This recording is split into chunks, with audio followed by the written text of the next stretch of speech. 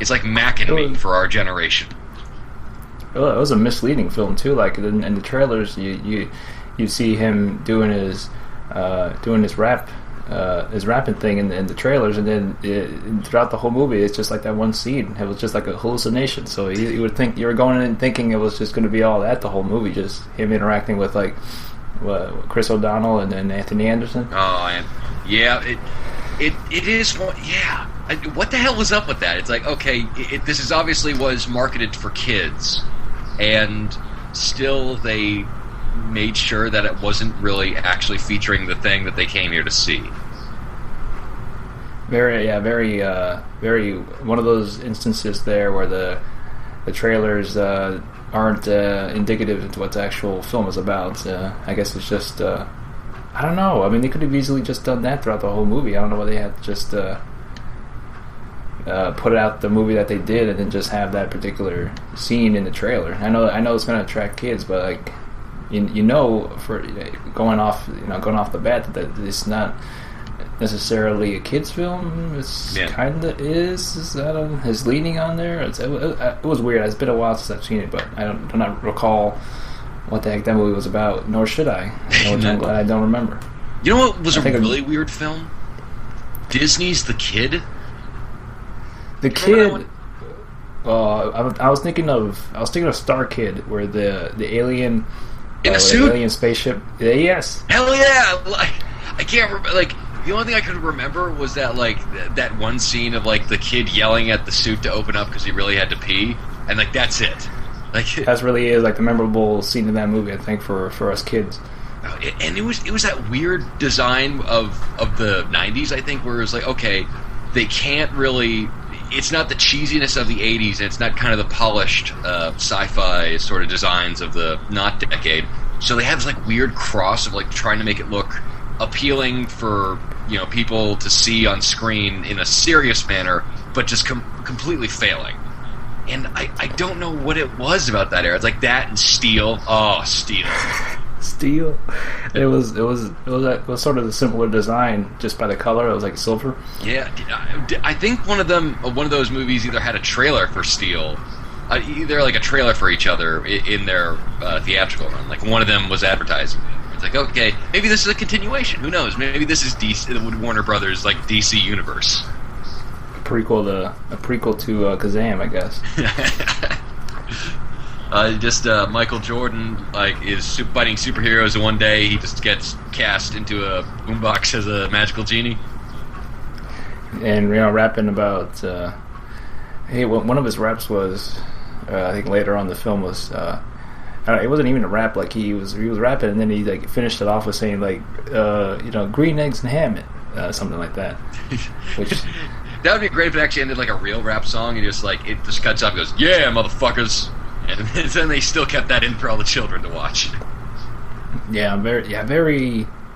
I kind of missed that era of movies, like where they just put out whatever and then see what sticked. It was that experimentation where they didn't seem like they cared whether or not it'll make money, but it's just like the idea of it was seemed like it was interesting and different enough just to get out there and hope for the best.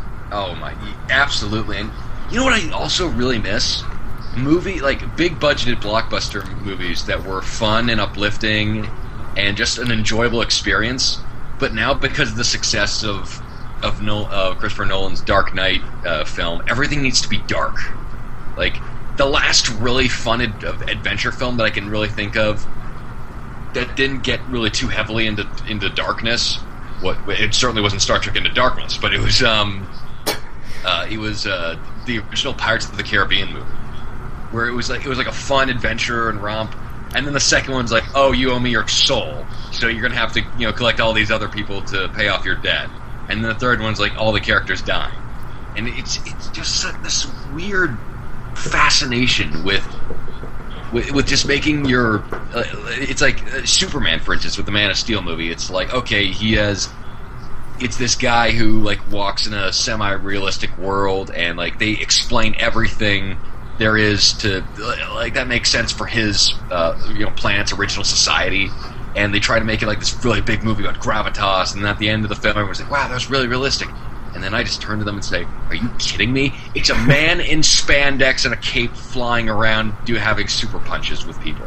That is not realistic. Why are we getting away from the fact that these are not realistic movies? Yeah, it's a really interesting shift in tone with some films. Like I know they're. Well, I'll give them credit because I know that there are good movies that have more serious tone. There, like it's just the ones that you can tell that they really try too hard. It like doesn't necessarily have to be that serious, because like I know that the Michael Bay Teenage Mutant Ninja Turtle movie is going to be so serious that I'm not going to be interested at all. It's going to lose all its charm. That's what I liked about the original ones. Like, say what you will about like the Secret of the Ooze. That's a damn good film. I never seen the third one. That's the Ghostbusters 2 of that franchise. That's right. That was so great about it was just like the funness, and just like they didn't take it so too seriously. That's what was all great about it. Even that scene with the dance scene there, is it just that's so their characters, that's exactly what they would do. Yeah, you know what? I mean, there's something to be said about just 90s action films that really just allowed you to have fun, even at the expense of like logical reasoning and story. Yeah. And a lot of that recently seems like it's a bad thing. A lot of people like to criticize just like just that alone. They don't suspend the disbelief a lot. I know that's with movies. That's what we're kind of supposed to do. But people are a bit too critical on some small things here and there. Yeah, I don't know. It's a different generation, and I think it definitely has to do a lot with the fact that our culture has just become so obsessed with retreading ground. Like we have Netflix, Hulu, all these different sources of actually trying to find videos and video games, and we have just like this huge collective knowledge of everything that we have to make that like we also want to try to deconstruct genres where they're not as fun and lighthearted, and we need to make them very serious, like superheroes right now. And another one coming up is Pacific Rim, where that looks like an incredible film, and that's the film I'm the most excited for. But it's like that, and then we have like alien invasion movies like Battle Los Angeles and War of the Worlds that like really tried to make it a serious sort of centerpiece for like science fiction. Like, oh no, it's going really dark and really just like desperate, where you didn't always entirely need to do that. I mean, Independence Day is like, okay, wow, there's like destruction on a grand scale, but it's still a fun and uplifting summer action film. Even though it's kind of it is fun and dumb, but I thinking about it, I wouldn't be surprised if they remade that film. Oh God, no! With a serious tone. I know they're already. I guess they're already in talks to do Terminator remake. Yeah. Well, I mean, they don't need to say remake or reboot anymore. Just because, like, okay, it's a Terminator universe, we can say it was another timeline or what have you. I don't know. I was never a big Terminator fan, and you'd think I would really love Terminator just because I love future, time traveling movies. I love post-apocalyptic films when they're done really well. I love robots. And, and Binary Domain. I'm sorry? And Binary Domain. Hell yeah, Binary Domain. If they had, what was the big black guy's name? If they had him in the next Terminator movie, then I'd be happy. I would too. His name Duke? Big Bo. Big Bo, yeah. Bo Tang. Ni hao. I mean, that was such a fun game, and it ended on a really good note. I am so glad they didn't try to pull what was it, not Two Humans, where they had like a big open-ended ending where it's like, or the big one that I really hate, which was Advent Rising.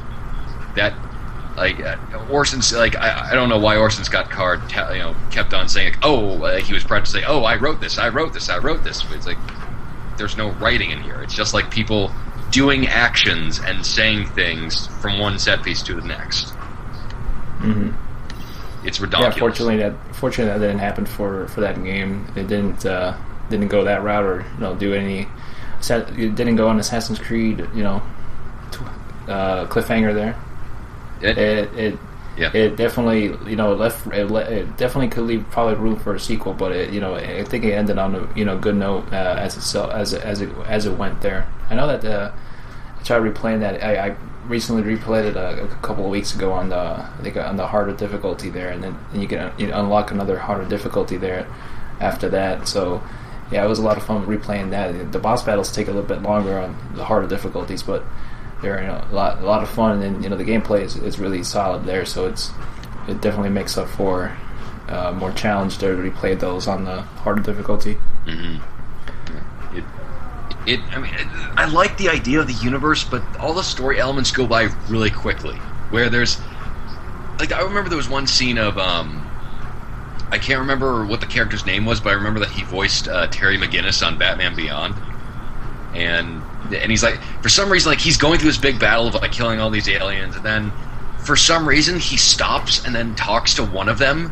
He's like, "You destroyed my world." It's like, why is this happening? Why? What, just shoot him in the face. Why do you need okay, yeah, you need plot explanation for why the aliens are doing what they're doing, but it was such a mess of a game where it was like, okay, here's a lot of story elements that we're never going to see again, and until the sequels probably, and it's really, really sad that they couldn't really hammer in what they wanted to. Yeah, that's the worst. That is the worst. But what's the opposite? What's the opposite of worst? Amazing. Yes. Yeah. What is it? And amazing is this is episode 139 Whoa! of Blade Songs podcast. Look at that transition.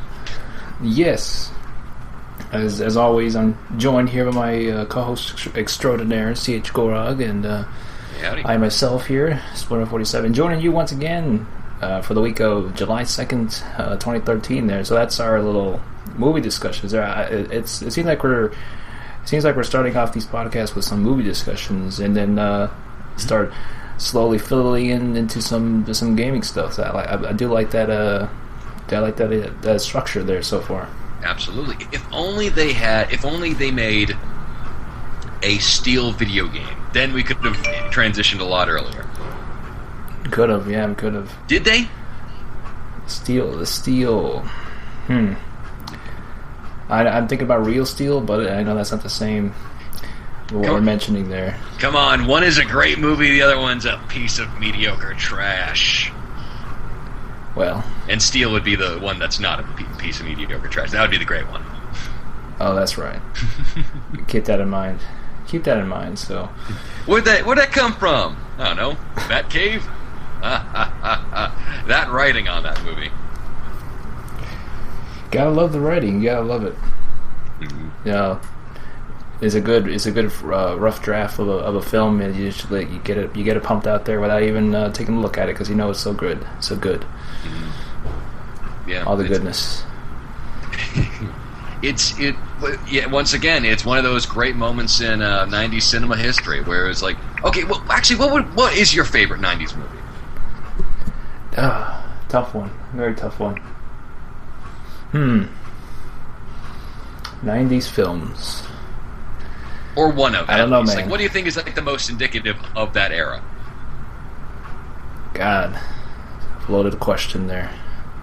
What have you got there? While think of something up here. I gotta look at my DVD collection. Okay. I would say that the bigger ones where it's like, okay, yeah, that's obvious, like Forrest Gump or Pulp Fiction or anything like that. I would probably say out of all of them, the biggest one I'd probably think is either Hot Shots. Okay, yeah, I was gonna say The Matrix, but Hot Shots. I'm sorry, that one wins. That's an automatic check plus. Encino Man. Ooh, that's a good one. Damn straight. I love that. Dumb and Dumber, I think, would be one of the best films of that generation, just because like it's Jim Carrey at his most comedic, and Jeff Daniels is of course great as well, and they just have such good chemistry together, and it's just such a fun and wonderful movie, and it was like a buddy road trip movie. It was like so many different ones, and there's damn genuine scenes of Jim Carrey doing excellent dramatic acting, where he's that scene of where he's saying like, I'm sick and tired of having nobody. Like that entire scene, that was filmed like as a drama. That was not filmed as a comedy. And then like it immediately just switches right into comedy. Yeah, I like how they take that scene in particular and then they kind of remix it to make it look like it's a more kind of serious film. I don't know if you've seen those. They had a remix of it where it was portrayed as a thriller and like a crime film, and the name of it was No Country for Dumb Men. And I was like, you got it right there. There's certainly that. That certainly brings back a lot of memories of the '90s. There, I guess we got Mars Attacks. I did enjoy that. It was a good film.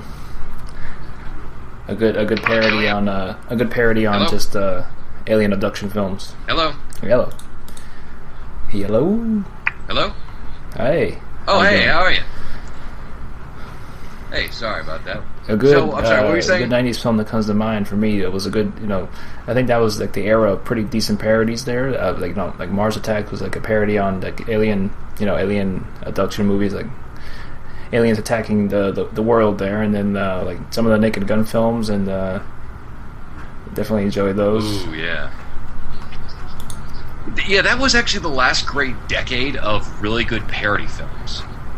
I would like because then they like started having Scary Movie and all those other types of comedy movies. So it's like, okay, they're not exactly even doing spoofs anymore that are kind of well made. They're just doing them that are just like contemporized things. Like instead of like where Airplane was like a film that nobody watched and it was like overly dramatic, they just took that and like added a lot of like absurd humor in there. And then when we had like, I don't know, like the more recent ones, what is it, like Epic Movie or like anything, or like Scary Movie 4, where they're just referencing contemporary pop culture things. They're not even trying to make jokes anymore, and that is like, it's an art, like to do the spoof movies that are spoofing popular tropes and genres, but not directly stating what they're from. Like, have you ever seen Top Secret? It rings a bell. It's a spy movie with Val Kilmer. That's a whole parody on of like, it was like Elvis Presley, as well as like a bunch of spy films where it's like, okay, Elvis Presley would never be in the army or do any of these kind of governmental secret works, but then and that's the same for Val Kilmer, who plays a singer turned like a spy, and so like they just have these like, there's one moment where I love it's this really ridiculous dance that they have in there where it's like, I've never seen it before or since, where they're just trying to have this very serious conversation while basically moving around like idiots in synchronized dancing procedures with everyone else. Like, oh my god, this is brilliant. I love this. I think we all know and can agree that the film that defined the '90s, this film right here, with notable actors like Sinbad, Good Burger. Ooh. Oh my god. A Good Burger. That. I'm sorry, did you say Sinbad in Good Burger? Yeah, he was played in Good like Burger? the teacher in the beginning. It was like the teacher was kind of stuck in the 70s. He had like that big afro, and then he was the one that got into that Keenan got into that car accident with in that movie. So that's how the whole movie kind of starts there. So he's trying to work a summer job at Good Burger in order to pay off like the car accident he had with him. Ooh, yeah. Oh wow, yeah. Gosh, I that one. Speechless. Oh gosh, I barely remember that film, but I barely remember him in the film. I thought it was just somebody else. Yeah, he wasn't in it that much, but he was like, I would say he was in it by a good 5 to 10 minutes. 10 minutes max. He was at the end there as well. You know what? Oh man, no, hold on. I'm typing this up right now. Hold on. It's Sinbad. Maybe if Good you see Burger. that picture, you may remember. Oh my gosh! Yeah, that's him. That's right. Oh, what? He has these big, thick, horn-rimmed glasses and an afro. Wow.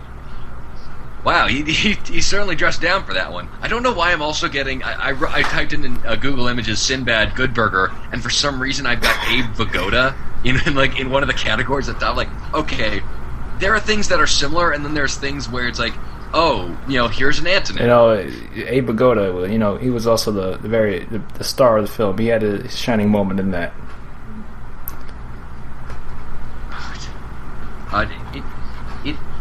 It is just such a weird.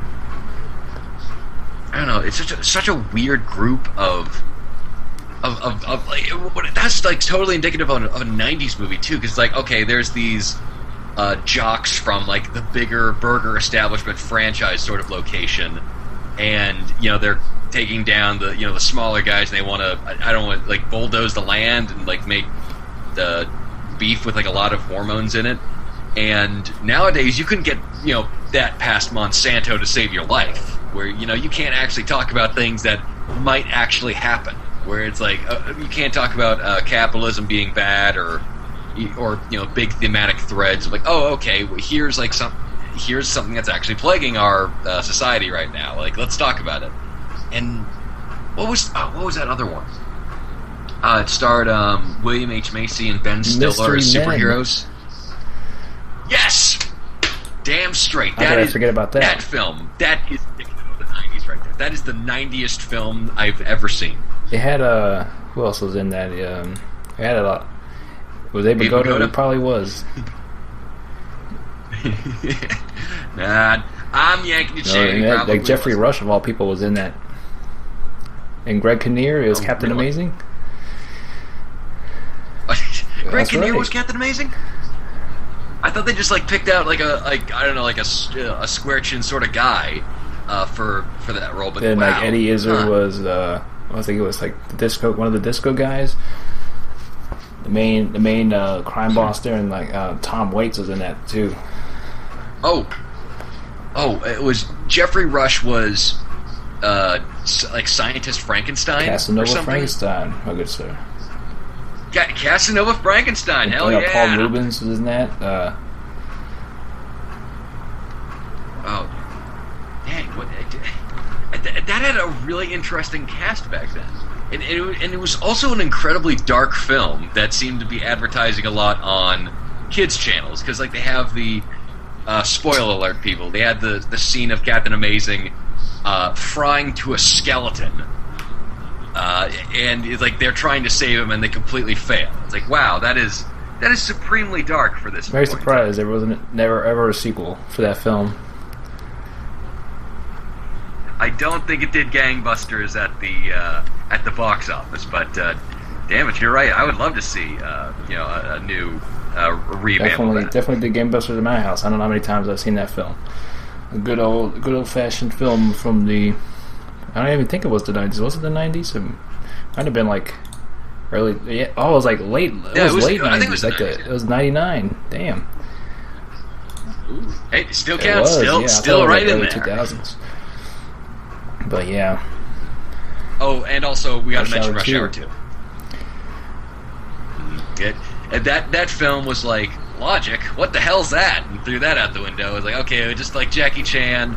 Playing Jackie Chan's one of the best straight men I've ever seen in my life, just because like his ability to try to be composed, especially next to Chris Tucker, who is basically a cartoon character, is just fantastic. And I really couldn't have thought of a better Yeah, duo. better better duo of the '90s. I think that'd be a good way to put it there. I'm sorry, I didn't mean to completely derail this conversation into I don't know, it just movies happened. of the '90s, but yeah, it just happened. Speaking of just happening, now it's for everyone who has Ubisoft Uplay. This is kind of happened really recently, where they're changing everyone should try to change their Uplay password because Ubisoft has released that there's been a security exploit. So people who do have money on the Uplay should immediately try to change their password and stuff, just because they've I been did see that headline there, but I guess fortunately for me, I don't particularly use Uplay for much of anything. I know that they're in a lot of Ubisoft games, but I always see that notification there, like that is different from the actual achievements from you get from the Xbox. So it's like Uplay achievements. Yeah. I don't know what those do, but yeah, I think I've been in like the Uplay, I guess, portion of one of the Ubisoft games. One in there. It seemed like I vaguely remember it, but yeah, it seems like it's. With Uplay, it seems like it's attached to your profile there, because when I replayed Conviction, like I didn't have my save from before, so I was thinking I had to start from scratch there, slowly start upgrading all my weapons here, and then purchase new weapons as I go. But when I started it up, it had everything I left before, like all the weapons. I have all the weapons purchased, and then all the stuff that I use, which is mainly like that pistol there that it can mark up to 4 people. I use that one, and then like the assault rifle I think it marks about 3 people. I don't know why they include the shotgun in that game, because it's utterly useless. Yeah. Unless you're gonna rampage throughout the whole game, but it's not really. Yeah, it's like that. Like the inclusions of weapons like that in stealth games, it kind of boggles my mind there. That was one of the weirdest things where it's like. Whereas, okay, this is advertised as like a stealth action game where it's like you got to be sneaky and immediately take out your targets, and then they have like commercials for GameStop where it's like, oh, pre-order early and you can get a shotgun. It's like, I don't think you know what Splinter Cell is about. Very, very, very odd choice of weaponry there. I just kind of. I sometimes I don't know if it's me or if I think the game is not very long. I think it's a good 7 to 8 hours, and depending on how quick you go about each level. I played it recently, and I breezed through it really quick. So I played it so many times, I kind of know what to do. So whenever I try to replay it, I always try to do something different, and when I try to do something different, I get killed. So I remember when I was really into that game when it first launched. After like the second playthrough, I went out all about it in. I try to take out everybody I can with just my my bare hands. I never used the weapon, so it was an interesting way to go about it. I think there were probably a couple of portions where you probably had to use the gun, but most of the time I just kind of I holstered the gun and just kind of walked in, knocked dudes out either by smashing their heads against the wall or just like breaking their necks. It is rather disappointing where it's like, okay, some of the hand-to-hand moves without a gun could be seen as non-lethal, like you hit your elbow against the back of a guy's head, and okay, he may have been just knocked out, but then there's okay, I'll quickly disarm you and knock you out, and you snap the guy's neck. It's like, oh boy, well, he was probably going to be the next Hitler anyway. Yeah, I don't care. Did a good time paradox or something. Either that or just shoot him in the legs, and he gets knocked out. You don't know if he's dead or not. Sometimes you just shoots him in the leg, but yeah, very.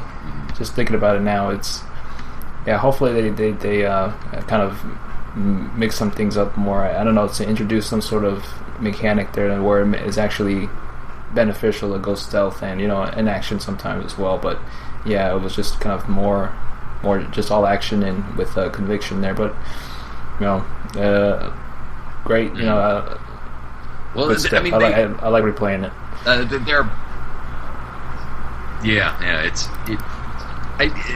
Once again, that's one of the things that I'm really glad that they're now doing, where I think fan opinions are now a lot more important to companies more now more than ever, because EA's rebuking its online passes, Microsoft completely changing its image with the Xbox One when they changed around their policies, and now video game companies are sort of trying to get more people into the market and please the hardcore fans. But I think they're just starting to realize now that they can't really expand any more than they already have, and the people who keep on buying their games are the people who are interested in the games in the first place. So they should really tailor make all their stuff for that. But they want a larger slice of the pie, so they do stuff which is actually harmful to their image, like they have Dead Space 3, which was like, okay, Dead Space 2, I think it's one of the best action horror game, and pretty much one of the best horror games this generation. And so they thought, like, okay, we need to make the market bigger, because, like, okay, I guess we can't just still stay at the same level. We need to go even farther. And because of that, they said, like, okay, we'll add rolling, we'll add human enemies, we'll add lots of guns, and change it into more like Gears of War 3 style. And that's something nobody wanted. And they didn't have as good of sales as they intended to, just because I think they forgot that tenet of why people came to them first. Yeah, I mean, that's certainly why those type of games were successful, like Dark Souls. Like, they're definitely made for a niche audience, and then those are ones that they're going to come back to it if they make up a sequel. So it's try to really dramatically change it. It's it's not really beneficial to what you're going to try to accomplish there with that game, because it's just going to ruin the essence of what it was about in the beginning. So yeah, you gotta like stick with your guns there and try to kind of separate yourself from what's already out there, and just try to kind of be a kind of stand out there and kind of accept what you got there. Yeah, there's definitely people who will play action games, there's definitely people who play stealth. So embrace the genre that you're going for. And try to make it the best that you can. Yeah, absolutely. I think not to get philosophical, but it's a big problem with capitalism in general, where it's like, okay, we need to constantly advance and expand and grow, and try to get a larger percentage than what we had last time, and because of that, we can't really shrink back down. But it's funny because you had like and I think one of the first big sort of victims of this sort of ideology was Perfect Dark, where the first Perfect Dark game, it had its own style by Rare, and it had this very cool futuristic neo-noir sort of stuff with, like, of course, it also had fun because it involved aliens and secret conspiracies. And with Perfect Dark, Zero had none of that. It was kind of just a straight up first person shooter with not a lot of really heart or soul. And I picked it up on Steam today for about $3, so I'm really interested in I've got the original, and like I really love the original, but I want to go back and play the prequel because what I remember, it was not a very memorable experience. But I would be happy to go on back and just see if it still holds up, or maybe I was too harsh on it. Who knows? Gaming retrospectives are a really interesting route to go to when there isn't much out in terms of games. That's certainly an alternative there. Good old games out there. You could definitely play some older games there. I know I'm trying to start to do that a little bit with some of like the earlier FMV games, so that's always an interesting endeavor to go into, those early FMV games. Where they get the where they get like the actors from like the community college to come on over, where it's like, the Resident Evil stuff should be put down in history as like one of the greatest bits of acting ever. It's like, oh, you were almost a Jill sandwich, and you can only imagine what the people were going for. It's like, okay, what's my direction for this scene? You're wooden and dead. You mean I'm a corpse and I'm a zombie? No, I mean just for the scene. You're wooden and dead. Oh, just one of the greatest intros there for that game there. Getting chased by what looks to be like some sort of monster werewolf, but it might have been a dog or something. But and then it was at the scene with the helicopter taking off and leaving. It was like, wait, come back. Yeah, I mean, you can't ever. That could not have been intentional. That sort of magic, that just comes by pure coincidence and incompetence. And gosh darn it, if I didn't love it just for that, and that's what I think like the later Resident Evil games were trying to do. And only the fourth one really made that one really stick. Where like 5 and 6, they tried to be like tongue-in-cheek action adventure, but they were trying to do that instead of like trying to make an action and adventure game with their idea of serious dialogue or like action ready dialogue, but just kind of failing at that. Whereas Resident Evil 4 was like, okay, this is the exact tone you need. This is like it's almost a deconstruction piece of itself, where like it knows fully well like the ridiculousness of the genre, and the one-liners are just terrible in that game, where they have like one of the like the Napoleon-like boss, like who sends one of the the big monsters after you, and he just goes, "Yes, I've sent my right hand after you." Yeah, your right hand comes off. It's like, dude, in what universe is that a big insult? That's Resident Evil for you. Yeah, yes, it is, and I could not have be more happy. They gotta go back to that first one with that intro, like that grindhousey intro, the introduction to all the characters, like Jill Valentine, Barry Burton, Albert Wesker. Oh man, like I would, and strangely enough, out of all the series that get reboots, like I never understood why Mega Man needed. I'm sorry, not Mega Man, Bomberman. Why that needed like a gritty reboot? I would love to like. Out of all those, Resident Evil would make the most sense, because like, okay, it's a horror story, it's about viruses and horrible destruction and people turning into these huge monsters. Why can't this get the gritty reboot? But no, it's like, I'm Albert Wesker, and now apparently I'm a Power Ranger villain. Yeah, it is. It certainly have gone through many interesting phases, that series there. Oh yeah, it's. Yeah, but I just don't understand. Like, I don't know what Resident Evil could do right now to win back favors. I know they are trying to be a lot more like Resident Evil 4 with Revelations, but that doesn't really seem to gel. It's once again, it's like the big problem with horror games right now. It's like they're not scary the more control you have. Because like if you can like turn around instantly and headshot a guy, it's not as intense as having like fixed camera angles, and you're walking down with like very limited bullets.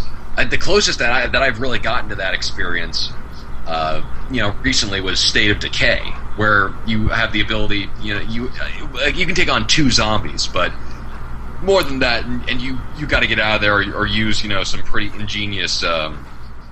Thought processes. Like there was this one time where I was searching a barn, and because like your character can die and like they can just stay dead forever, and so you need to make sure that you got the right people out there. But then there's this one moment where I took Maya. Oh God, Maya! You kept getting lost, and anyway, where it's she was I was playing as her searching a barn for resources, and you can do this thing where you can like search a box, or you can search something for resources, or if you press the left bumper, you can search quicker, but it's much louder.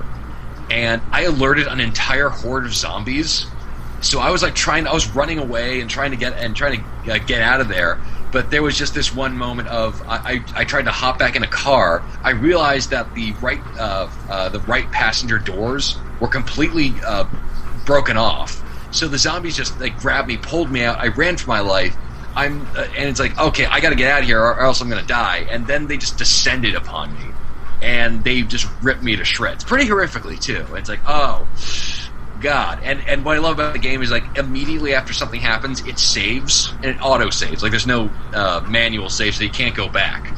So it immediately saved after she died, and I couldn't resurrect her. So it's like, wow, she's dead forever. And it's that kind of tension that really, really worked, especially since she's, if you level up your person in terms of like gun skills or melee combat, and then like you're able to immediately, and then you lose them forever. It's like, wow, that is a great way to incorporate more. Yeah, it's also one of those games from what I heard that if you don't play for a while, things start to happen when you're not playing it. So somebody can end up dying when you come back to it like a week after. It's got that system going for it. Yeah, I mean, it does. I mean, I haven't turned it off for a week and then turn it back on. Like I would love it if it was like Metal Gear Solid 3, where it's like, you know how the end boss dies if you like leave it on if you don't sign on for too long. But like I would love it if it's just like you left it on, you didn't play it for a month and you came back and like everyone's being eaten alive. It's like I'm probably gonna have to restart this game just because this is not exactly the best of circumstances. Yeah, that's interesting. I guess the way they go about it just kind of scale back the full kind of global epidemic that they were going for with 6, and just kind of scale it down a bit to get something more like a small town, sort of like keep it like that, and more more enclosed and just more claustrophobic, and just really focus on just the environments and the sound design of that game could really help too. Oh my gosh, there's and you know what's even is strange, that they don't give you a lot of personality for the characters, but like there's just like little touches that you see on there, like there'll be like menu screens of like of what these people are capable of, and they're just like little things. Like there's this guy, I think his name is Rick, and when you go into, it's not Rick Grimes from the Walking Dead TV show, so don't get like overexcited. Like, oh, he's a badass. Like, no, he's actually not. He's like, all of his like stats are like 1 star, which is just like really really bad. Except for like, there's one category that says TV trivia knowledge, and that's like a 10. It's like, oh wow! Like they injected enough personality to keep me going, and there are points where I didn't know whether or not I was doing the wrong thing or not, and like if I could actually change the outcome of this thing. I'm trying to be I'm very very vague right now, but there's a point where these kind of group of hillbilly gun-toting businessmen, as they like to call themselves, are dealing with this other group of survivors, and my job was to drop them off. And as soon as I did that, he just turns to me and goes, "Okay, now get out of here. I need to talk to these guys." And I'm like, "Okay." And then I left, and it said like, oh, the 3 characters that it updates you on, like which characters that you met have died in the game, and it updated with like, okay, these 3 characters that you just drove have died in the game. Right? I was like, oh my god, was I supposed to save them? And it never told me. It's like, wow, that is really really gets you to think that could have been me if I stayed in that car. Yeah, that's pretty interesting system they got going for it. Yeah, it's definitely one that's been on the radar to check out. So definitely worth checking that out some more. And speaking of checking out great games, why don't we talk about the piece de resistance of this episode, which is Hitman Blood Money. Ladies and gentlemen, for those of you who are unaware, we've been, since like an episode or 2 ago, we started kind of wanted to do these kind of gaming retrospects here. So one of our first ones we did, I believe it was 2 episodes ago, was the good old Splinter Cell Chaos Theory there. So we just, we took it upon ourselves to go back into our gaming vault here and then play these classic gems, and then just kind of, express our opinions on them and see, how they fare with with today's games. Obviously that they have different mechanics and different ways they went about telling stories. But yeah, but the real question is, do these games still hold up? That is the question. We'll endeavor into most certainly this particular episode as well, and just kind of just get in some discussions on what you like there, and let's definitely get that kickstarted there. Oh, Kickstarted. Yeah. Woohoo! There we are. Well, just by invoking the name 3 times automatically gets a Kickstarter up and running. So Kickstarter, we've already said 3 times now. So now there should be a Kickstarter with $2 million. I think we met our goal, and we're just gonna we're gonna be inactive for a couple of months. We'll keep you informed on what's going on, and if you don't happen to hear from us, then tough luck. Yeah. Tough cookies, ladies and gents. So, in case you want to shut off right now, just to save yourself from spoilers, Blood Money is awesome. Go get the game.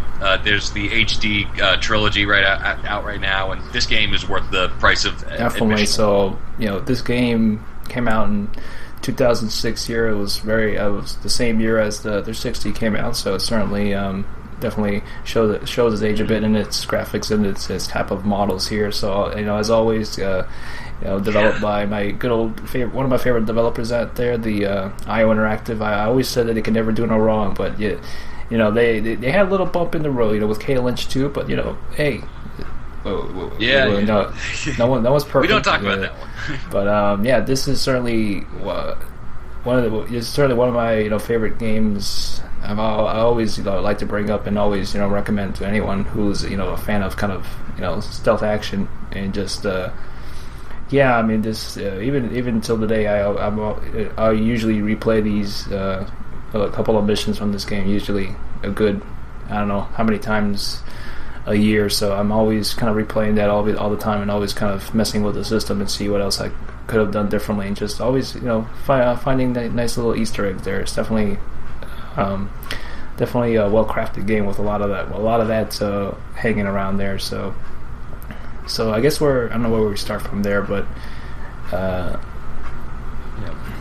well, why not a little bit of the backstory of what the game is about? So the game is we pretty much, I guess the main kind of plot of the game is kind of told through the flashbacks. So it's I guess all being told by a former FBI director, by I think his name was Alexander Kane. So he's basically he invited a reporter over to his mansion, and he's just kind of discussing throughout the game. You'll replay missions that they kind of touch upon in the story there that the journalist is interviewing about. So it's all kind of basically just giving his side of what led up to what you see, I guess, in the beginning. 47 on I guess he's about to get cremated, and it looks like he might have died or something like that. So that's kind of how that beginning of that story begins. So you start to kind of piece together the puzzles as you play along each level. And while that happens, you kind of get nice little interesting kind of side stories as well. With each mission, you'll have different targets, and they'll have different backstories about them. What you get through your mission briefing. So it's all, and just through NPC discussions there as you roam around the level. So it's always it's always like a nice little touch there as well. So most of the main missions there don't tie in too much with what's going on with the main story, but there are a couple of ones that actually tie into what's going on in the actual main story there. So a lot of it is just playing through each mission here and just kind of assassinating each target, and just incorporating just the great mechanics that game has, with just going about each level whatever way you want to go about it in any order or whatever. You can play the game. It seems like most of the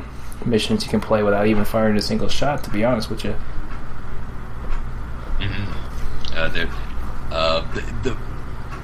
What I love about this is just the narrative structure itself, because you see the bulk of the game is about the reporter going up to Kane and start actually the subject of it all is the inquiry of Agent 47 and his apparent death, and you're trying to suss out kind of what happened and the reasons for that. And it's interesting because it starts off with Kane being this actually pretty thought-provoking guy in terms of cloning and how that could be used as a weapon of mass destruction, and it makes it sound like, okay, he's on the ball in terms of this, of okay, he doesn't want this to go widespread to create chaos because somebody out there could use it for the wrong ends. What he's not telling you is that, okay, basically it's implied that it's through his wrong ends, that he's like, okay, I'm the guy, to say the don't let it fall into the wrong hands. It's this guy right here, and it's just so interesting because the dynamic starts off with 47 committing this like this really brutal murder of this poor guy in an amusement park who were killed in a Ferris wheel accident because of bad maintenance. And he's just torn up about it. He's just like, okay, everyone's left me. I have no money left. I had to sell my theme park out to, these gangsters and drug dealers just so that I can, afford to live another day. And it makes you say oh my God, is Agent 47, maybe the villain in the story, and Kane and the reporter, or are they like the good guys trying to suss him out? But the more you get into it, the more you realize, oh wait, it's actually the other way around, where it's like, okay, it's Kane who's like the real big bad, and Agent 47, like, he's not exactly a good person, but he's not going to be taking cloning to a wide scale, weaponizing it all. And I love the fact how they play with morality in this game. Of like Agent 47, he does some pretty despicable things, and one of them is like you get a letter that says like, okay, the agency that he works at is in trouble, and it just says code red on a letter, and just so that he makes sure that the guy who delivered the letter doesn't talk to anyone, he just straight out kills him. It's like, wow, that is goddamn cold. And it's like so weird because 47 is not a good person. He's all professional, all about the money. He doesn't really care about like anybody's politics, but he'll do what needs to be done to complete the mission just for money. And I don't even know what he uses the money for, except to buy stuff for the next mission. That's what we have that's what we do. We're always purchasing upgrades for our stuff. And better body armor as well, and some painkillers. Those painkillers. I'm surprised with how many times I had to go back to them for each mission that my 47 wasn't already addicted by the end of it. I love the fact that he has this bird throughout the entirety of the game, and you think like, oh, that's his kind of one redeeming quality, where it's you have those stories of like, okay, these hard asses who are incredibly dangerous and brutal, but they have like a dog or a pet or something to make that humanize them. And then in that it was that one moment where it's like, okay, I don't know who's coming up the steps, and the bird's chirping, so he just snaps its neck. It's like, what the hell is wrong with you, man? He's a great assassin. He can't be figured out by some bird. That as much as he likes looking at the bird, he's gotta go if he's making a lot of noise. He's a liability, CH. I'm still saying, damn, that's cold. Where it's like, this man, I wouldn't be surprised if there was no just love in his life, that he's really just, except for the mission, of course, and getting money for the mission. And you have this really interesting interplay with who's his handler, Diana Burnwood. Diana Burnwood, because I just love the fact that every single time, like even when her character model is shown on screen, her face is never shown, and just the interaction between them is just enough to get through, where it's like, oh, hello 47, here's your next assignment. And for some reason, even though it's like an incredibly minimal amount, it's minimalism in the best sense, where they're only talking about the mission, and then that slight little bit of emotion just speaks volumes more than just like a lot of dialogue.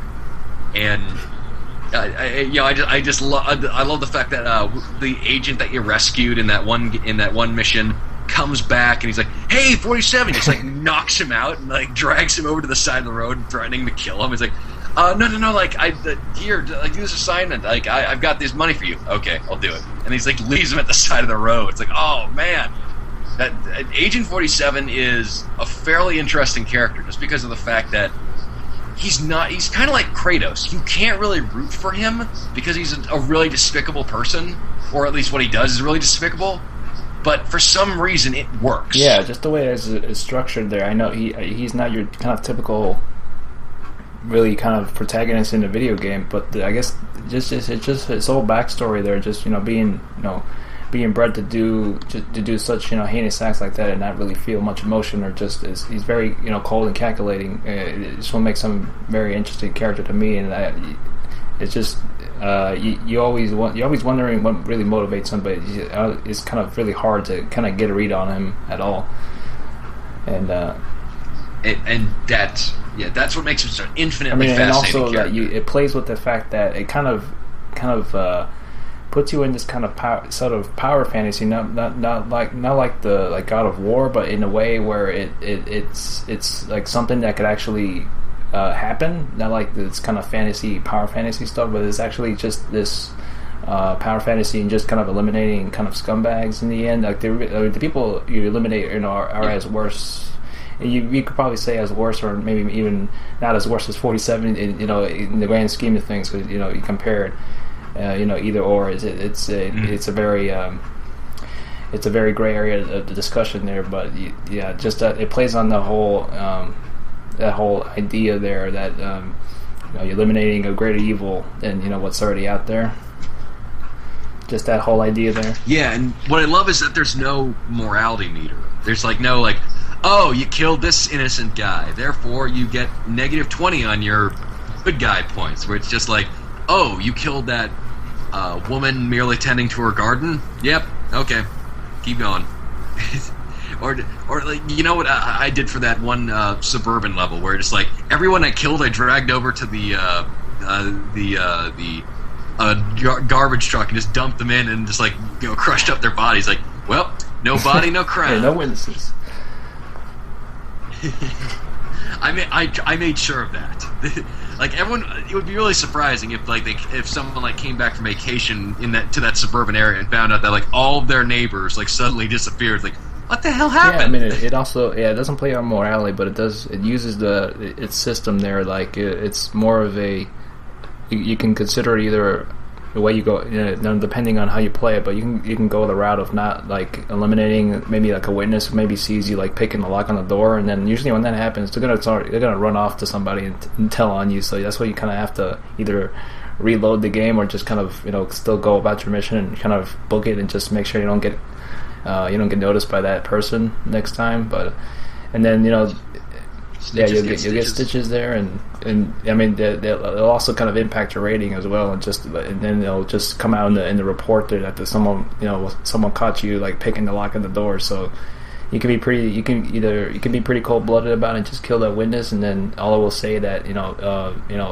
this main target was killed and 2 other security associates. If for some reason some lady was killed while she was in a garden, so she might have seen something happen, but we don't know who it might have been, if it was a male or female. But yeah, all that it displayed there in the news articles after the mission. Oh my god, yeah.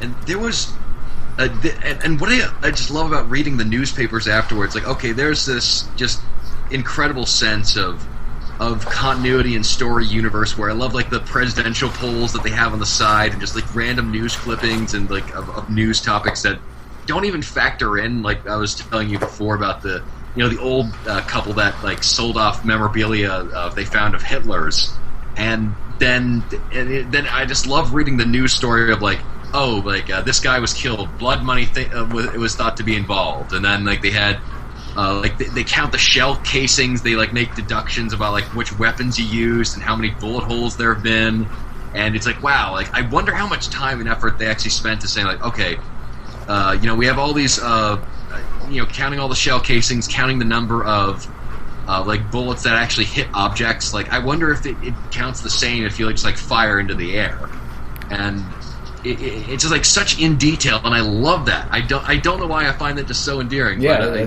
that's a really great part of that game as well. There's so many interesting aspects to it, and yeah, it's a very ambitious game for its time. Then I think it's still pretty ambitious of what it laid out there, which is so many ways to go about missions. Just the way it's told to you about after you finish it, and in terms of like the newspaper articles. And then little postings on the side there, kind of sometimes teasing the mission up ahead or like later on, late in the game. So there's about like 13 levels in the game. So there's definitely a lot of wide variety in those levels, and each one starts to kind of top itself a bit, and then it gets really big like later on the stage there. And so I mean, out of all the levels, what did you like playing the most there? I know there's definitely a lot of variety for each level, and definitely the ones that that stood out to me and just kind of was pretty amazing. With the one, the one that the Mardi Gras mission was really good. Ooh, yeah. The Murder of the Crows. Yeah. Yeah. Oh my gosh, yeah. That one was great. For me, I would. Actually, Mardi Gras would. That's good there because you have to the 3 targets there, and then you have to eliminate the two couple assassins there, and if you take out either one of them, you can grab the radio and you can listen to like their the one another is that's still alive, like talking to you, like just like they're really into each other, and you can kind of get that little backstory on both of them before the mission. And if you I've done it before. If you kill one of them and then take their radio and usually they respond back to each other. So after a while, when you have that radio on there, they'll get a little suspicious of what's going on, and then just it can really ruin your mission there if you spend too much time either killing one of them and then not killing the other real quick before he takes. And I think he takes the shot on like the one I think it's like a senator they have to protect. It gets really interesting. Yeah. And I love the because it's like the first one of like the early launches on 360. It was they just like have those. It's impressive to see like all the number of like characters walking around in Mardi Gras, but then you realize they're all like the same 3 variations, like doing either one of 2 things, which is like talking on a cell phone or like pumping their fist in the air. And I didn't understand what the hell that was about. Like, yeah, we just won the football game. Yeah, definitely a lot of that going on. And also, it's like I just something's really weird about like the walking animations for the women in that game, where it's like they like got like their bones shortened in like one leg, so it looked like they're limping. It's oh my gosh, and it is very interesting. I was like, okay, like this is. I think it might be trying to be stylized, or it's like, okay, she's kind of slinky and sexy, but then like the other time it's like it kind of looks a little weird because she's just like walking around in the middle of public doing this. So I don't know. And like each certain area, like certain environments and just items within that level have their own system going on. Like if you take one of their walkie-talkies and like let's say you kill like the male assassin there in that level, he's normally on. It randomizes. He's usually on the top of one of the clubs there, so you have to go in there and see if he's in there, and it doesn't tell you where he is unless you're like exactly in that particular building he's in. So that's when you like sneak up behind him, and if when you take his walkie-talkie and you try to find the girl there. Without using the map, you can kind of sort out where she's at depending on like on the I think in the walkie-talkie it transmits everything, so like even the background sound, the music. So if you can like hear some sort of jazz music playing while you're have that walkie-talkie, you can go over there and see, and then she's right there with having that walkie-talkie in her hand. And if you really get close to her and she starts speaking with you, she can start speaking to the walkie-talkie. You can hear what she says, and then she'll notice that you'll have like she'll hear an echo coming out from you, and then she'll start shooting at you, which is it gets really in depth with the AI there. Yeah, I mean they do very similar to Chaos Theory in how they're both kind of regarded as the best in the series, but also just the level of small details that they're willing to put out and just have all their just have like multitudes of branching paths, like how like the different people you can talk to, like what was like that bartender at the Christmas party, where you're just like, oh hey man, like here have this like aphrodisiac that will really like help the life in the party up. It's like I never used that, and I don't know what it was for, and I'm really worried that I should have used it, or if that would lead to just the worst case scenario of all time. But I thought that was like really interesting how they had like so many different branching options. The drunk Santa, of course, you got to have it. Ain't Christmas party without drunk Santa. The glass bottom outdoor jacuzzi that looks about like 70 feet below the pier. So that was crazy. Yeah, that was crazy. And then they spilled drinks all over the place. The aphrodisiac thing is, you can use that to to lure out the son there. So you would put it in his drink, and then like one of the girls that is with him in the jacuzzi gets up every so couple minutes and then she'll get the drink to him, and then he'll start, the effects start kicking in, and he takes the girl to like a private room. So all you have to do is just follow him, and then he, as he starts getting like a lap dance from her, and then that's when you can you have to wait a little longer after that, and then you just follow him down these stairs, and he kind of looks at the pier, all in his underwear in the snow for some reason, and you just push him off right there, like make it look like an accident. So that's one route to go. Oh wow! Huh. I tried to avoid walkthroughs and spoilers as much as possible, because I wanted to say okay, how far can I get, and just with my own brain logics and my 3 brain cells that I can rub together, just how far can I be creative enough to figure it out. But usually I just end up okay, by a hint, by a hint, by a hint, by a hint, by a hint. I never looked at any walkthroughs, surprisingly. I mean, not until recently, where I was kind of just bored and I was looking into what other people did, and it was just, oh man, I never noticed that before. But yeah, some of that stuff I kind of through playing it a lot, just kind of figured it out on my own. Just it just takes a lot of just trial and error and a lot of patience just to kind of observe everybody. Yeah, just observing everybody can get you a lot in that game as well. So that's how I figured that out. And there's some other female assassin in there that can kill you too if you she lures you out too, in that same area where that guy's getting a lap dance, and then she's there's a cutscene. If you don't react too quickly or shoot her or punch her, it'll just go into a cutscene, and then she stabs 47. So oh man, that's how you can end. It's how you can end the game right there. It's real. Wow. Huh. Well, just the amount of customization in this game is also just as ridiculous as the amount of freedom that you can get. I love the fact you have access to all these weapons, and you can have it so that you can actually pick up the enemy's weapons and then bring it back at the end of the mission, to update your arsenal. And the silver ballers, man, I love those guns, because those are my pride and joy. Whenever I just okay, I'm in a big fighting situation, here come the silver ballers, and then just mowing them down, attaching silencers, different stocks to the weapons to make the recoil less or make the bullets more powerful. Where it's wow, I really, really love how just it's a give and take. It's not just okay, you one of the problems with not one of the problems, but one thing I wasn't really crazy about in Conviction was the fact that okay, you have these upgrades, but they're all for the better. Where it's okay, you just buy them and then your gun just gets more better as time goes on. But in Blood Money, it's just this idea of okay, you could add this thing on and add this thing on, but you need to have this thing. Or if you can add this thing on, but it'll be less recoil, so you'll be taking off this thing. And so it's okay, you actually have to think about kind of your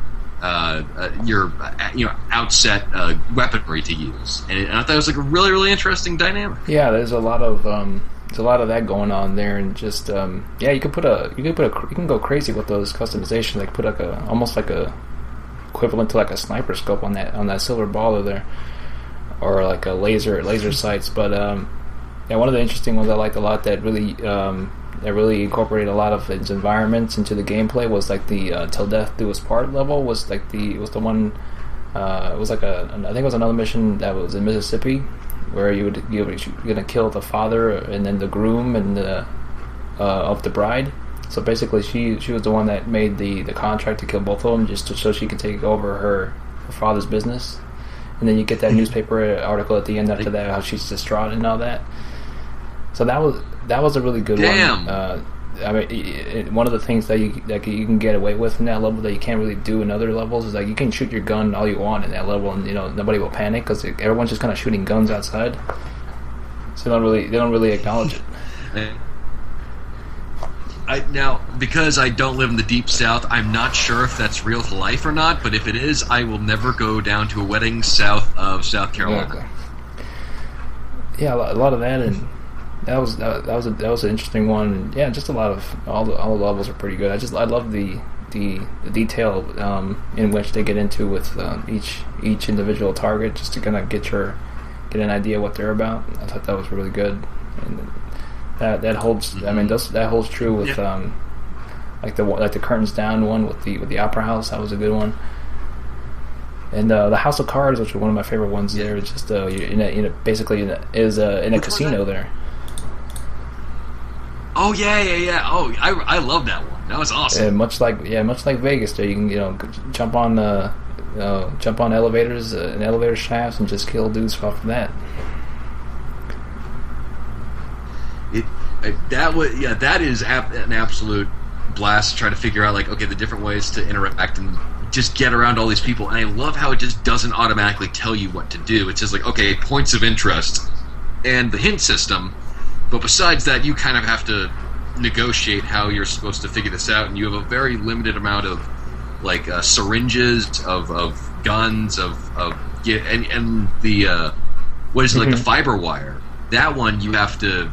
You kind of have to prepare yourself. It's not like, okay, selected it, and then you can, like, immediately choke out a guy. You just, like, okay, you selected, then you have to crouch down, unwind it, and then do that. And it doesn't sound like it would take that long, but with where seconds matter, like, you really need to, be able to do it really quickly. Because the character could just turn around and just go about his pattern and just see you right away. So you just can't really choke him out when he's facing you.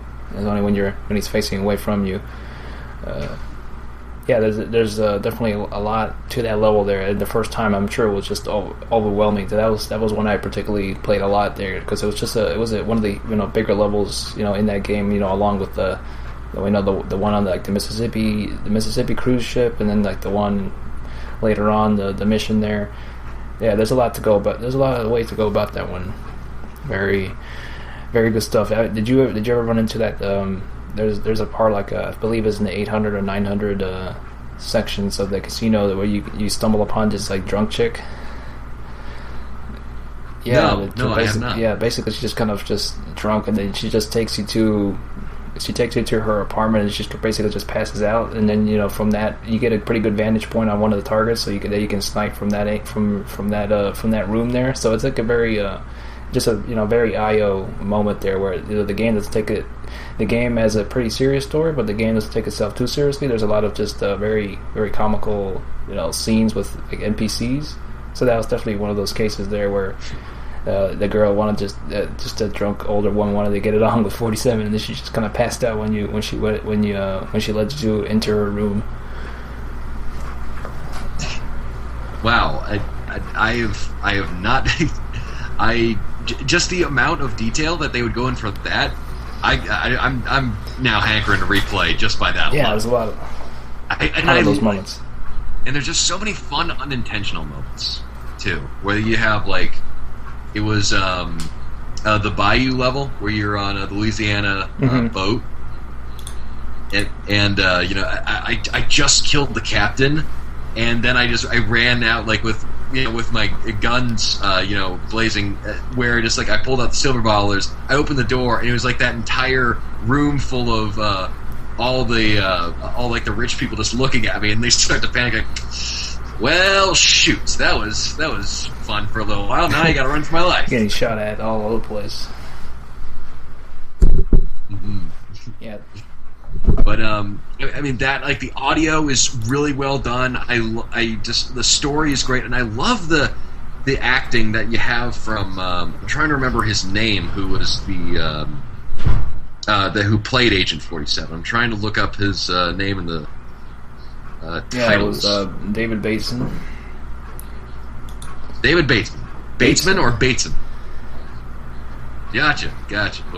Well, now I know, and he's now on my radar, just because, like, wow, it just, the amount of how much he conveys across just by, with a very commanding performance with very little weakness kind of shown. Like, he doesn't, like, become emotionally compromised or anything like that, or he never has that moment like with Master Chief towards the end of Halo 4 where he gets, like, a bit more expressive. He's basically the same guy through and through, but yet he's just able to command so much with this sort of, I don't want to call it one note, but this very consistently grungy, sort of removed voice performance. Yeah, so definitely what made the character who he was. It was just a lot of, through his performance and just his whole backstory is what made him interesting. Just with his performance alone is what made that character. So That's why people were a bit upset when, originally they had a different voice actor for him in Absolution there. It was Ethan in from Lost who was like going to play him, and everyone was like, this guy is more one note creepy rather than one note badass. But maybe they just had that scene of Agent 47 just looking at people and staring at them for about 2 minutes. Exactly. That would be. I'd buy that. I don't know about you. No, I think there's some downloadable content. So, I think we now know what the next Hitman game is going to be all about. So, yeah, as we wind down there, the later levels there, we got the kind of is getting more into it with its kind of main story. Some of the missions there, not necessarily are there for kind of the story purposes, but they're just kind of there just to be really good levels. I mean the story is, I think, it's pretty good there, but it's not a huge part of why you play that game, but it's definitely for what they put together for this particular game. I thought was really, really well handled, and just the way it was kind of structured and presented, and just the way it kind of ends as well. So as later on, as the agency starts losing people there, and it kind of, I think it was 47 and Diana, the only ones left. You got that one mission here with the dance with the devil. It was the 11th mission in the game. And I love that one other assassin who's like, listen, only one of us is the best assassin in the world. Let's go into the shooting gallery and just whoever walks out is the number one assassin. And that has no story relevance. It almost comes out of nowhere. And I just love the fact that they were not afraid to just to have these other elements that didn't pertain to the main story, but still were just as engaging as such. And that as the missions go on, and they start out like, okay, they're not really the same. They're not really tied to the main storyline. But as they continue going on, then the agency gets threatened, and they come, suddenly become under the gun of these other people. That then it starts to take a turn. But they certainly aren't afraid to to actually just explore and just have fun with the universe. Yeah, exactly. I mean, definitely moments like that. They were really interesting to play through, even though they didn't have too huge of a story relevance in the main scope. But actually, I mean, if you look into it a bit deeper there, because I played the games before and then the previous ones, and they're all about just kind of cloning. So I guess that guy at the Dance with the Devil level was. I'm assuming he was probably sort of a kind of construction, sort of a similar construction like 47. He was genetically engineered to be an assassin. So that falls in line to kind of his own kind of backstory, with him always just having to fight off different incarnations of what people are trying to emulate. Trying to emulate that one creation that 47 being the kind of the perfect assassin. Early on, early on in the games, there were more like him that all of them had some sort of defect about them, and they weren't nearly as perfect of a specimen as 47. So most of them you probably, I think, you end up killing off in the earlier games. So they're on a lot like him from the original Ortmeyer experiment. So I'm really getting into the geekiness with the storyline of the universe there. But it basically, what I'm saying, that certain scene there does have kind of relevance to kind of 47's whole whole origin there. And even in that, I guess we can get into I think one of the very ambitious levels, which I don't think a lot of games probably will do this type of level without getting some sort of scrutiny. But the Amendment 25 level, where it takes place at the White House, basically. One of my just jaw-dropping missions I really liked a lot. It was just they went that far to put 47 into the White House, pretty much. Infiltrating the White House.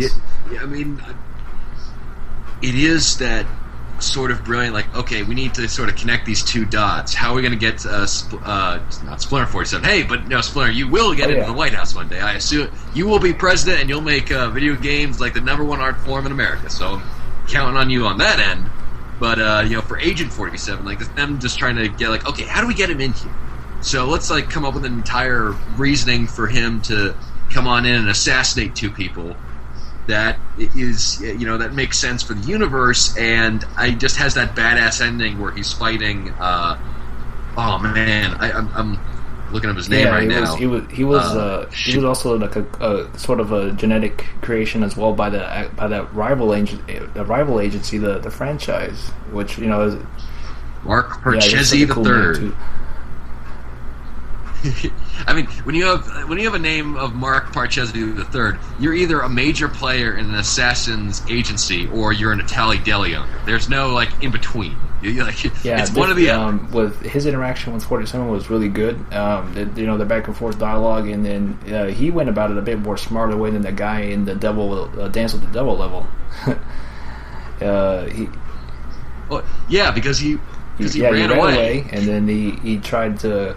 Try to stall you by trying to make you, I guess, trying to cause just this explosion in the White House in order to just kind of, hopefully, you end up getting shot by, some of the Secret Service agents, and then that didn't turn out to be the case, and then you fight him on the rooftop there, which is pretty annoying part there, but you can it is doable there if you have some sort of kind of long range weapon. You can kind of take him out that way without. I think he could one shot kill you if I'm not mistaken. I think he has a Desert Eagle, and he's actually fairly a crack shot at the distance, but for me, because I didn't have a sniper rifle with me, so I just kind of like.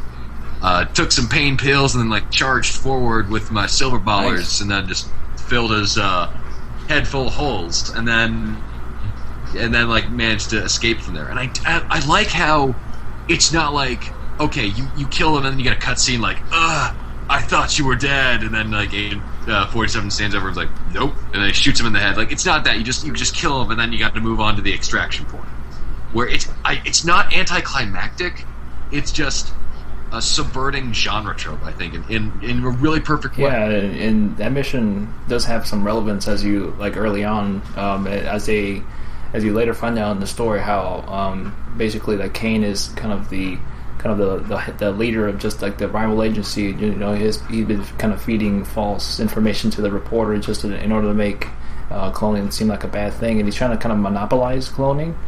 In hopes after as you find out that 47 gets shot with a syringe by Diana like later in that in the like kind of the last mission there, as you were talking about how he killed the bird, and then basically it was like the same it was like a fake death serum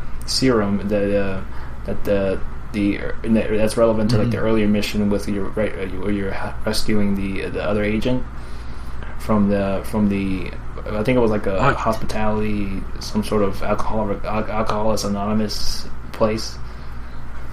Oh yeah, for like monsters. So he had like he had that fake death serum where they took him to a location that was near the exit, is where you would revive him. So they did the same thing with 47 there. That's what Diana did, and he reacted to that as thinking that she betrayed him in some way, and by really having that one moment there where he's pretty calm and collective, he was kind of went out on her. It's like, you bitch, stab me. Yeah, like that spoke volumes of like he just is so angry because he trusted her. And now, as I recall, she said something along the lines of you're giving me another day, and while she's doing that, just to I don't know if it was like to mislead him so that he wouldn't come back just for his own safety, like where she's like, listen, no matter what happened, like you're gonna wake up and then you're gonna take care of these guys, and I'll be there to help you supply you, but I want you to think that I betrayed you so that you don't have to, so you won't, feel like you're connected to this place anymore, and that you can actually do your own thing. Yeah, that's what seemed like it came off there a little bit. That was, certainly her intention. Not too quite sure if that's what he got out of it from that. But yeah, definitely. I guess I'm trying to. Okay, after the White House mission, so pretty much, you're supposed to assassinate, Mark Burchesi and then Daniel Morris, which is he's like the vice president, so he's basically working with Kane there, and in order to, I guess, sway, and I guess he was trying to get the Mark to assassinate the actual president. That's what you were trying to prevent.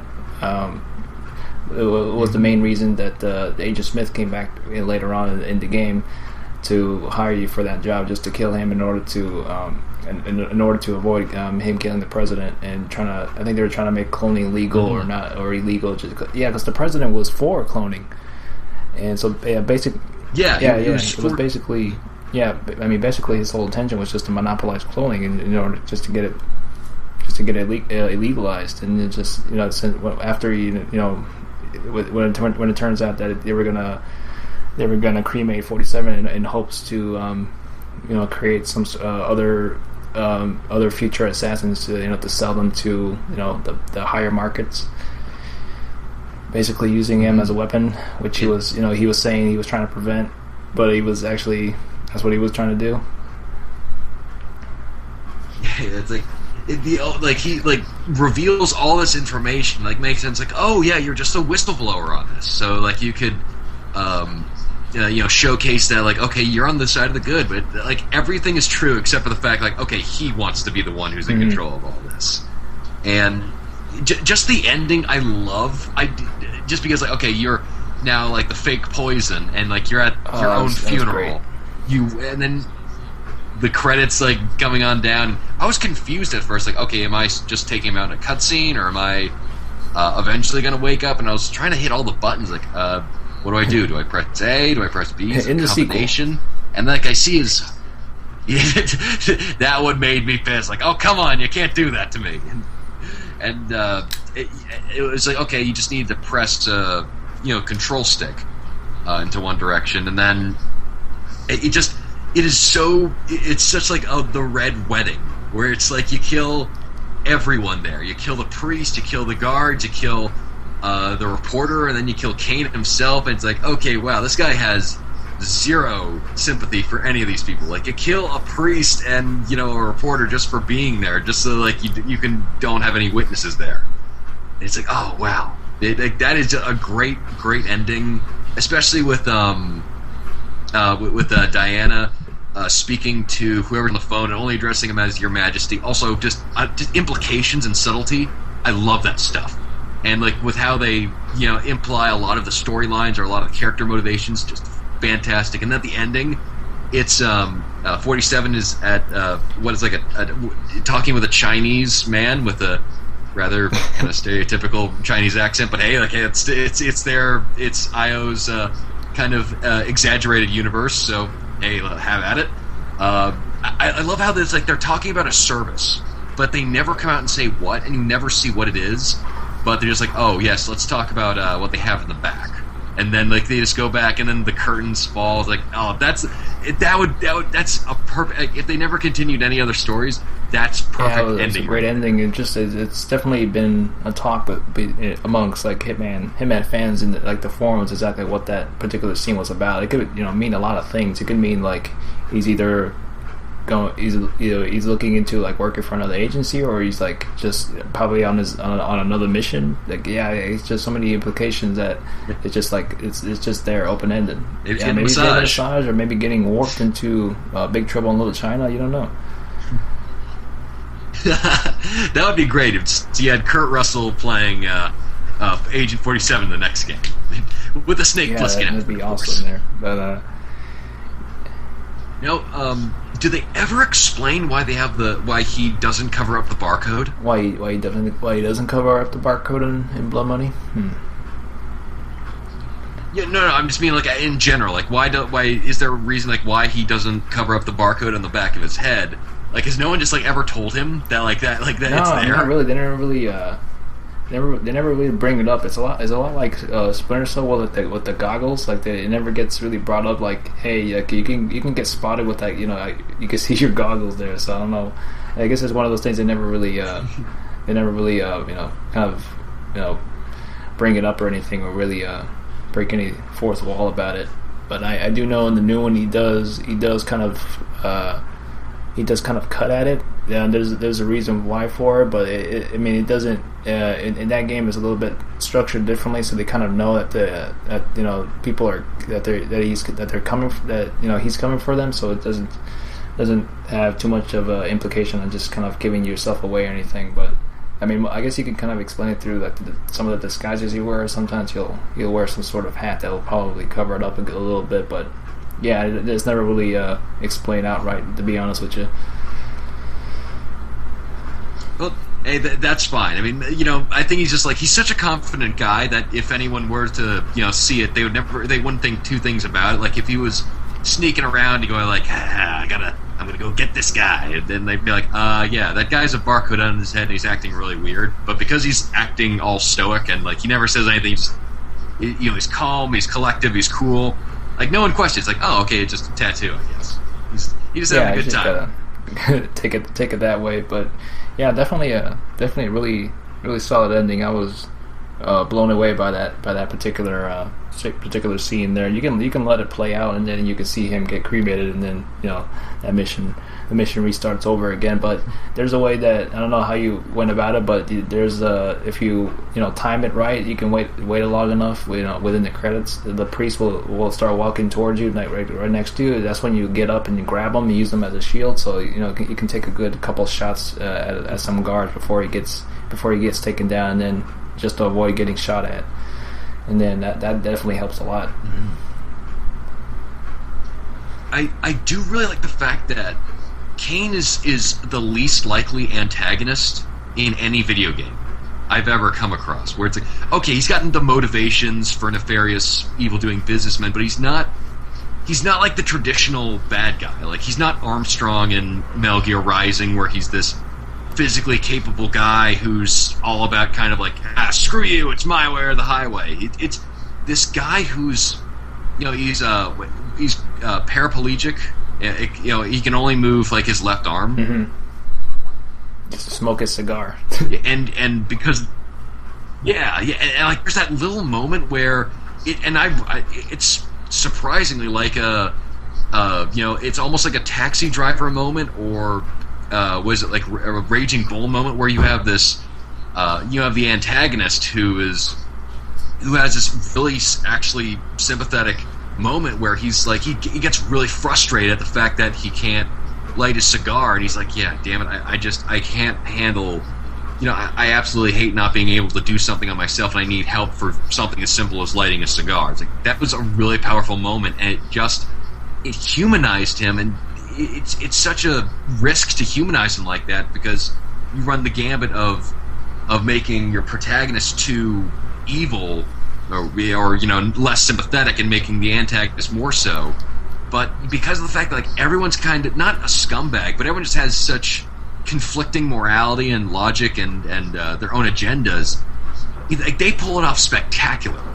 And I would honestly, if I worked on this game, I would like hang a you know, a poster that I would have, you know, of the game from a magazine or something, like in my home, just like, and be proud of that forever. I definitely used to have that before when I was framing you know, pictures on the wall there. It's just taking off that an amazing one of the amazing you know, promo shots of 47 for like the earlier games. That's definitely worth putting up there as a very prestigious series and character there. So yeah, with Kane there, definitely it did a couple things to humanize him, and also just kind of, I guess, make him it's just like a real person, actually. I mean, make him more down to earth, and not something like you would see in just a, you know, full out just craziness, like, you know, Metal Gear Solid boss. But he had his nefarious you know, reasoning, and you know, it was like he was the least likely guy to, you know, be a part of that, because just the way he just the way that they humanized him, just the way he just kind of comes forth with his interactions with that interviewer there. So it was one of those very puppet master-ish types of approaches that went with that character there. Yeah, it's one of those things where he's so physically vulnerable that I bet like they started out with like, okay, this is going to be our antagonist. How do we make it? How do we make a player not feel bad when they finally kill him? And so and just having him be sort of the narrative framing device for everything that's going on, and then the player slowly learns like, okay, it's this guy who's really the big bad in the whole situation, and the extent he actually goes to kind of ruin the agency, Diana, and Agent 47's lives are like that's reprehensible, and for that, like, then it's finally justified. But it's much harder to do than kind of like how I'm explaining it, because it's oversimplifying. But it just IO just like brilliant, spot on. You guys just, that's a bit of all right. Yeah, I mean for the game, throughout the whole game, I mean there are a lot of character moments there that explain each target you get, so you don't, most of the time you don't really feel bad for killing those targets, but they did a really good job at that, not really making you feel bad because most of them do deserve it, but they also at the same time did a really good job of making you feel bad, because like the only time I felt bad in killing somebody was the reporter. Yeah. Oh god. Yeah, that reporter. I mean, like with the guy at the Ferris wheel, like at least you could understand what he was doing, and like, okay, he did really kind of skip off on the maintenance, that guy too, and he did have, he was sympathetic, but like at the end of the day, it's like, okay, you did kill these people in directly or indirectly, and you're still responsible. But with the reporter, he's like trying to get the truth, but it's like, nope, you die. And also the bellhop who brings Agent 47 the letter, who's like, he's doing nothing but his job, but like 47's like, okay, you might have seen this letter, seeing code red, and so you're gonna die. No witnesses. Oh, it is just, and man, I was surprised that you could have for people actually doing it, making that sort of morality questioning back in 2006. Was it 2006? Yeah, where it's like, okay, like they make a lot of morality questioning stuff that they're just starting to do kind of now with a lot of the main characters, like Raiden in Metal Gear Rising, or Spec Ops: The Line, or The Walking Dead, or Last of Us, where they're really starting to question the morality of these protagonists, where Io was doing that even before the head of the curve. He's like, wow, that is really, really cool. Yeah, some good stuff there, and yeah, that ending there was definitely one for the ages. And yeah, Kane got out of there real fast. I thought that wheelchair was pretty slow, in those cutscenes, but he booked it when you got up. He was already like halfway, like all the way at the end of like that gate there, and then like as you can see, like when you get closer, that was like chained off there. So like Diana like was actually chained off that gate there to avoid anybody from escaping. So. He got some nitrogen in that nitrous. Like it's like he must have been like preparing to go drag racing right after that, just because like. And then, like, as soon as you get up with your silver ball, he's like, "Oh shit, gotta go." He's got the Sonic the Hedgehog running on wheels underneath this chair. Wheels don't fail me now. Like that would be great if like he actually was like successfully escaping 47, like haha, and then he comes to a flight of stairs, just damn it, damn you stairs. Yeah, like I mean basically after you kill everybody in that church there, like you're already all bloodied up there because you got a white suit on, so all the bullet holes you took. Mm-hmm. And then there's like you can go like to this like nearby shed there. You can like get a shovel there, so you can, if you want to be real brutal about it, just like walk towards them and just whack them with the head with a shovel. You could definitely do that, or a pitchfork. As you get closer, you just start shooting at you. It looks like he's loaded too on his wheelchair. So just like it's a pretty I almost got killed by him like once when I was playing that part. So like just try to crouch down and try to get as close as I can to get a good shot at him. And then like once he's down, he starts sliding. You know how the game has like the ragdoll effect, so it's pretty funny sometimes that people die. So he starts to slide off his wheelchair. Like, damn you! Oh my! This game it surprisingly delighted me. I am just head over heels in love with this game, and now that Absolution is so cheap, that'll be my next purchase for the game. Just because this series is something that I've appreciated from a distance, but I've never bought it before myself. But now I played Blood Money. They have another diehard fan on there. I definitely gotta check out Absolution. It sort of strays a little bit from like the kind of the structure of it, but I still think it's a pretty solid game. They do explore a lot of with 47 there, so always a good good performance by David Bateson as 47 there. So you definitely get those interesting moments there of morality and all that. So it's definitely definitely worth a buy there. I mean, it's really cheap now, so it's like almost if I were to buy it now, I feel bad because I think it's definitely worth more than like $12. I saw it for the cheapest I saw today. It was like $12 at Best Buy. Real cheap. But the cheapest you can get it for most of the retail is like $20. So definitely worth a purchase there. Excellent. I'm really excited to play Absolution. And even more so for and the next Hitman game that IO has said that they've been working on, and I'm really interested in seeing what they do. So, there's Blood Money for you. I definitely having the opportunity to replay it again for I don't know how many times it was always a pleasure to replay that game. Definitely had a. Mm-hmm. Well, I mean. You never have a bad time when you got Blood Money in your hands. Oh yeah, definitely. So any final words you got there on Blood Money? There, it seems like you quite enjoyed yourself with that. Definitely a lot of room if you really want to get into it for replayability value on that one.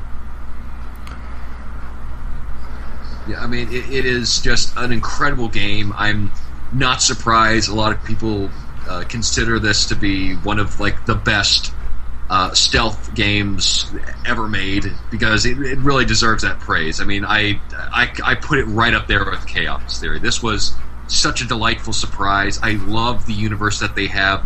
The people at IO are really terrific storytellers with their characters. I love the morality of it all, and I just loved almost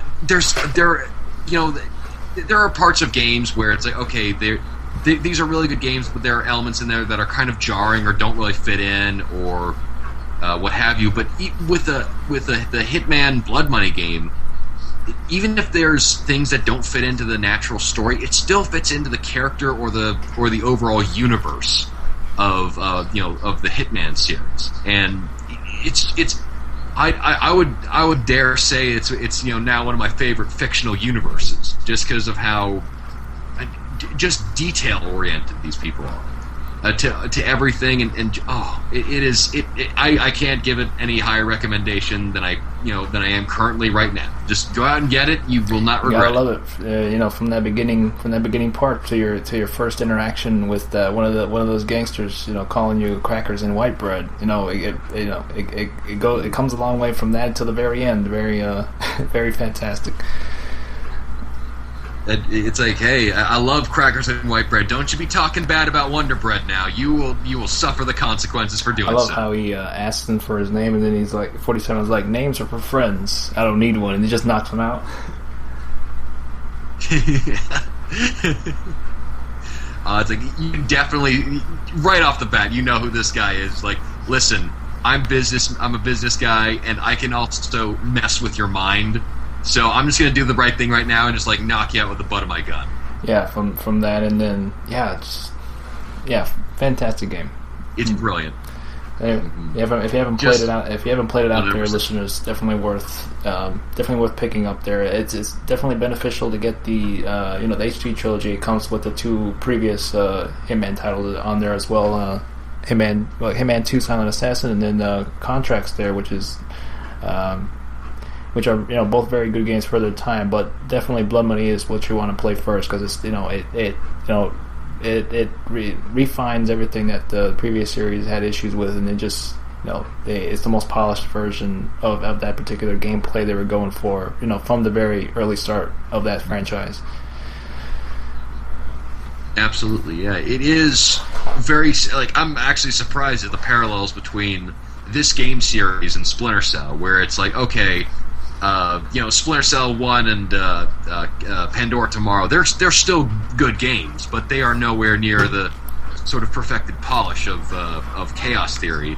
And it sounds like it's the same thing with Blood Money, where it's Blood Money is kind of the pinnacle of what the franchise should be, and if they just made that kind of same style of game with updated graphics and physics, then people would be happy as a clam. And that Contracts and Silent Assassin, those were good games, but they're just still not considered to be as good as Blood. Yeah, definitely. Just in the overall scheme of things, I do like Hitman 2 for its story, but definitely Blood Money is the overall package there. So if you're looking for a good stealth game like Blood Money, I just love that idea of stealth, in plain sight. It's not the typical stealth where you're always in the shadows. It's just you're kind of exposed all the time. So it's just the satisfaction of killing your targets, just in having them see you but not really pay much attention to you, but knowing that you're the one responsible for his death. That's just always a cool moment, always a cool feeling there.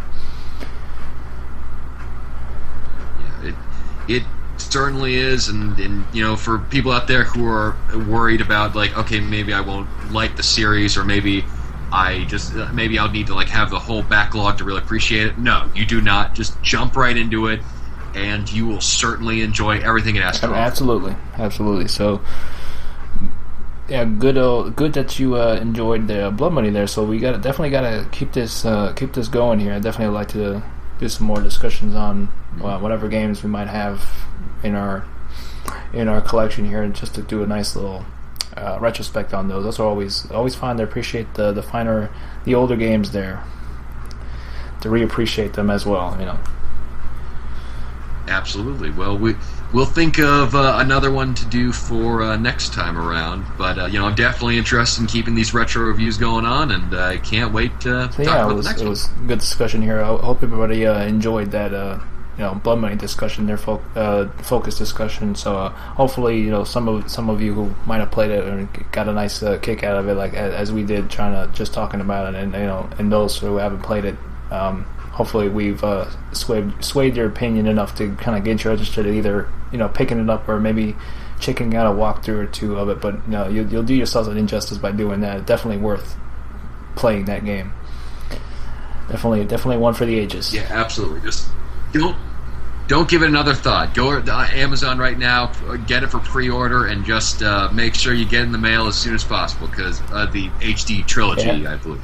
Just because, this is definitely worth your time and worth your effort just for Blood Money. Absolutely. Alone. So, yeah, that was a good discussion on that. I don't know if you have anything else to discuss, but I think that's, I guess, a better time than ever to kind of wrap it up. No, now's the perfect time. So, yeah, thanks everyone for listening to episode 139 of Bloody Thumbs Podcast. The movies, 90s movies, and Blood Money discussion episode. I think would be an interesting title if we ever were to do titles for our episodes. It's mainly just been numbers. I think that's the most simplest way to go about it. But you'll know what it is about in the show notes, obviously. So keep a lookout out for that. So, absolutely. As always, you can check us out on iTunes. It's always updated there. BloodlyThumbs.wordpress.com is your number one source to go there, and for the episodes to get posted first. Those will get posted first, and then secondly, the BGB.com. Definitely our compadres over there are definitely in support of this particular podcast. So look for their content there on the website, and our podcast on there as well. And in case you don't happen to go on iTunes or that WordPress site, you can definitely go on there. Absolutely,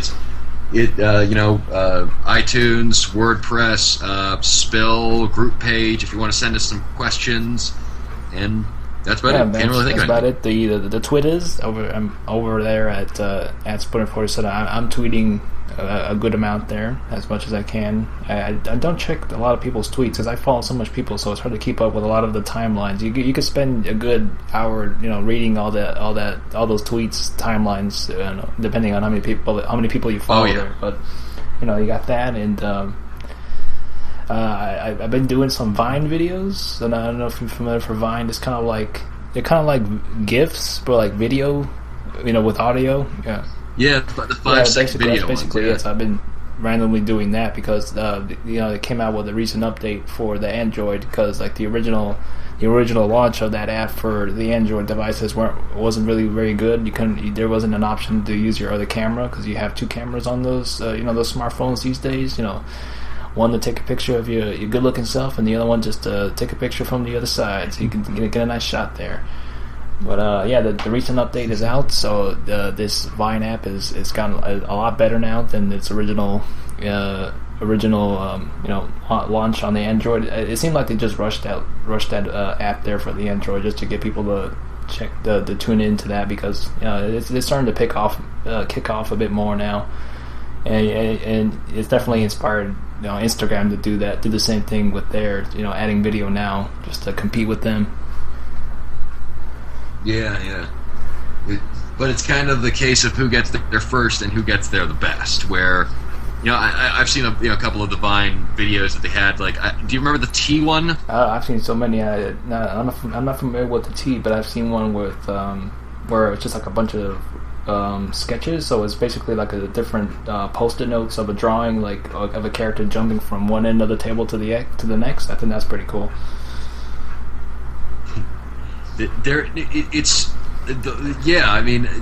creativity that it goes into, like, okay, they usually have to tell a joke in like 5 seconds, and so like they have to come up with like some really quick-witted and crazy ideas. Like there's one is like, apparently this guy got really successful on Vine, and he has this video just like saying like, oh well, being of Vine fame is really cool.